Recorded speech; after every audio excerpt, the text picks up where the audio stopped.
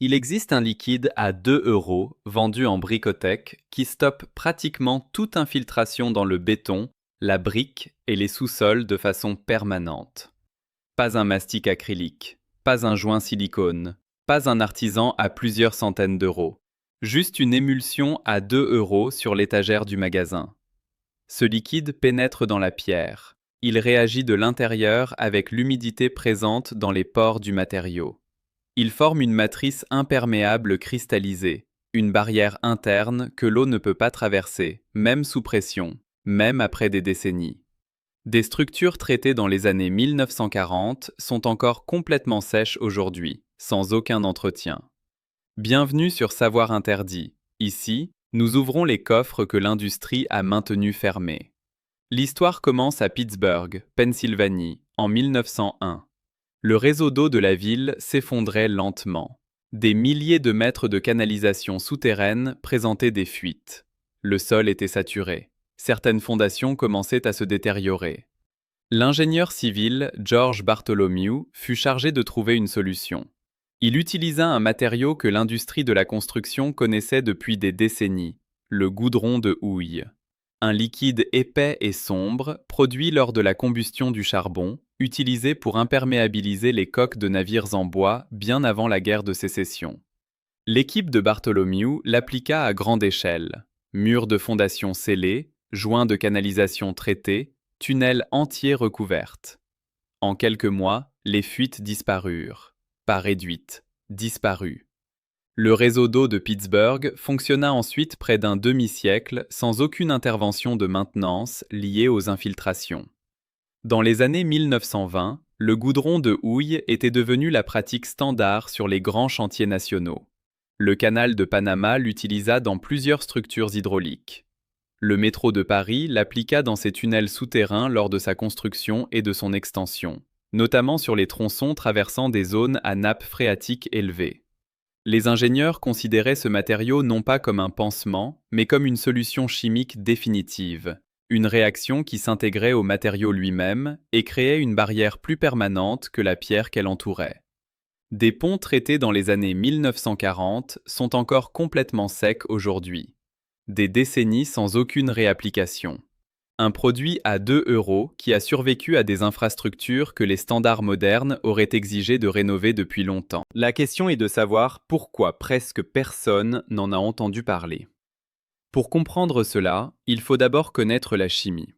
Le goudron de houille contient des composés aromatiques polycycliques denses. Lorsqu'il est appliqué sur du béton ou de la brique humide, il pénètre profondément dans la structure capillaire du matériau. Là, il réagit avec l'humidité présente à l'intérieur des pores. Avec le temps, il forme une matrice cristallisée hydrophobe, une structure interne d'une densité extrême qui ne peut pas être décollée de la surface parce qu'elle n'est pas un produit de surface. Elle est devenue le matériau lui-même. L'eau ne peut pas traverser cette structure, ni sous pression hydrostatique, ni après 10 ans d'exposition, ni après 50.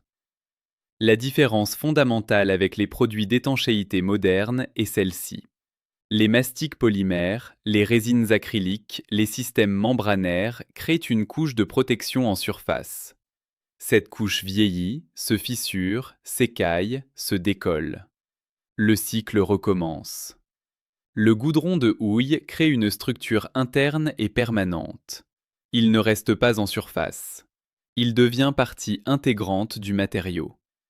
C'est pourquoi il a été considéré pendant des décennies comme la solution définitive contre les infiltrations.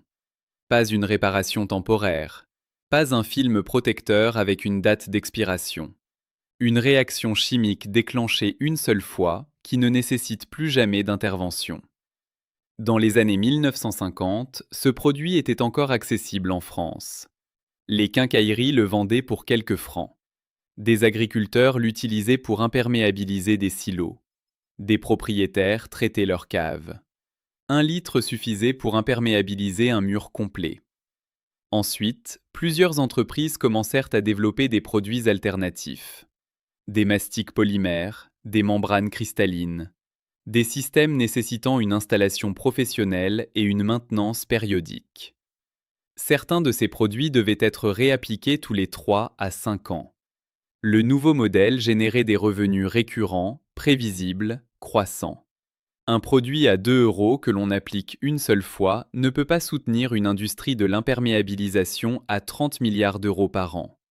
Ce n'est pas une théorie, c'est une logique commerciale. Ils ne l'ont pas supprimé parce qu'il échouait. Ils l'ont supprimé parce qu'il fonctionnait trop bien. Dans les années 1990, l'Agence américaine de protection de l'environnement, l'EPA, classa le goudron de houille comme cancérogène possible.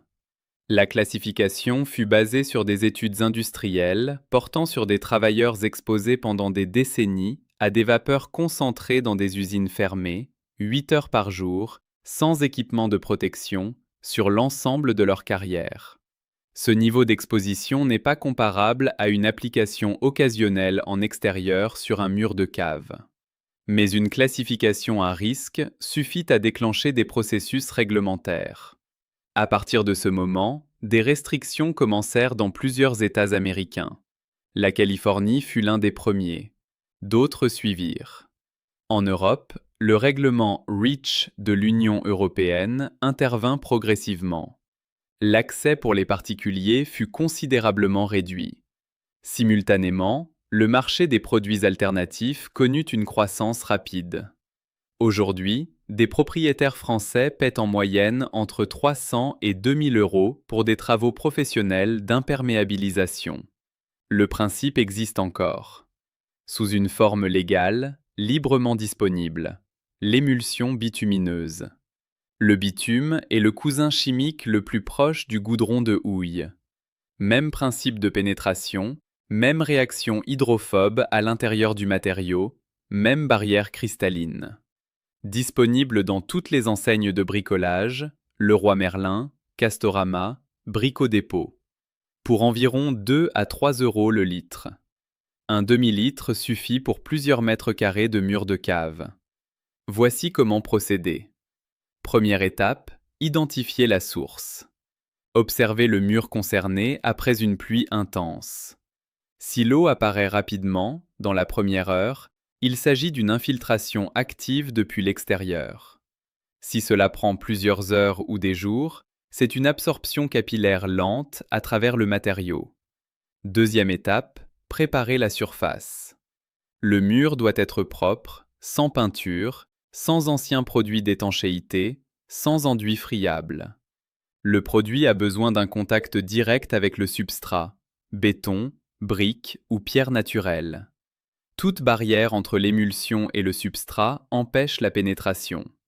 Troisième étape, appliquer la première couche, fine et uniforme. Cette couche pénètre en profondeur dans les pores et constitue la structure de base de la matrice cristalline. Quatrième étape, appliquer la deuxième couche, plus dense. Elle ferme les pores proches de la surface et complète la barrière. Cinquième étape, tenir compte de la température. Le processus de cristallisation fonctionne mieux entre 10 et 25 degrés Celsius. Évitez d'appliquer par forte chaleur estivale ou par gel. À Lille, dans les années 1950, plusieurs immeubles haussmanniens du centre-ville présentaient des problèmes chroniques d'infiltration liés à la nappe phréatique élevée, caractéristique du nord de la France. Des documents de syndic de copropriété de cette époque indiquent que les caves traitées selon ce principe ne firent l'objet d'aucune réintervention pendant plus de 30 ans. Les coûts de maintenance de la cave augmentèrent significativement dans ces immeubles, uniquement lorsque les anciens traitements durent être remplacés par des systèmes modernes, après épuisement des stocks de matériaux d'origine. Il y a d'autres applications que presque personne ne connaît. L'émulsion bitumineuse ne sert pas uniquement à imperméabiliser les murs de cave. Les toits terrasses en béton poreux.